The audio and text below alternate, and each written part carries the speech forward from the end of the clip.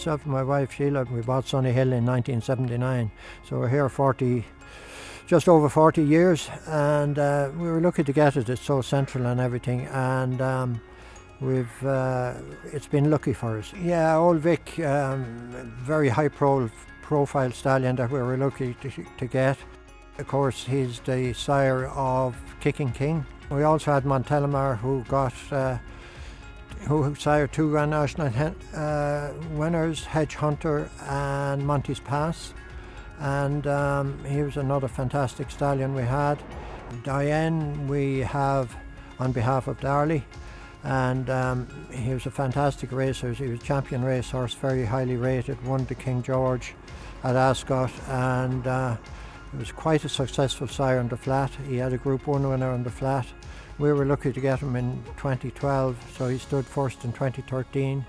Just 7-year-olds by him at the moment, which means that for jumping there's only 3 crops racing by him, really, 5, 6 and 7-year-olds.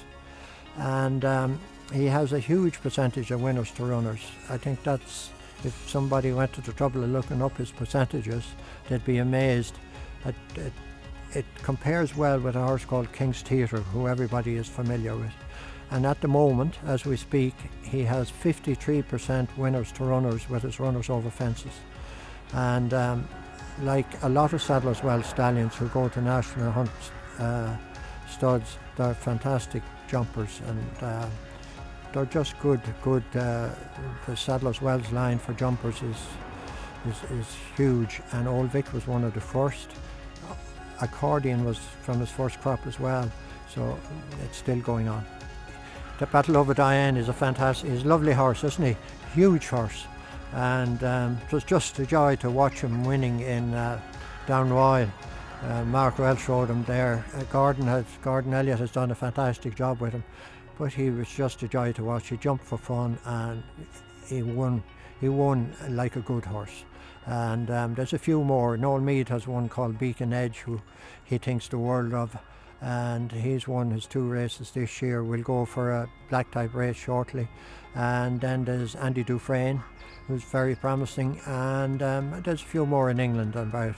But it gives you a great thrill when horses are doing well, because you're always looking up where they're going to run. Are they entered here, are they entered there? Lucky Speed, we bought off the racetrack from his German bred horse. He has a fantastic pedigree for jumping. His dam bred 8 winners, half of them won over hurls. His next dam bred 8 winners, and his next dam bred 8 winners. He's from the Nijinsky sire line.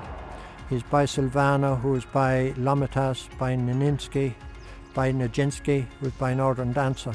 And then on the dam line, his dam is by Monson, his next dam is by Slip Anchor, and his next dam is by La Fabula, who was a great influence for jumpers in France.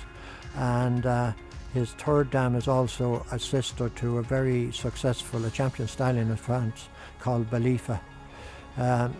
Lucky Speed won he won 4 races. He won the German Derby, and his time hasn't been beaten since 1999. I think was the next fastest time, and he's a lovely horse. He's 16.2. He's a very athletic horse, very light on his feet, and he'll have to make it the hard way, but he has a pedigree to make a good national hunt stallion.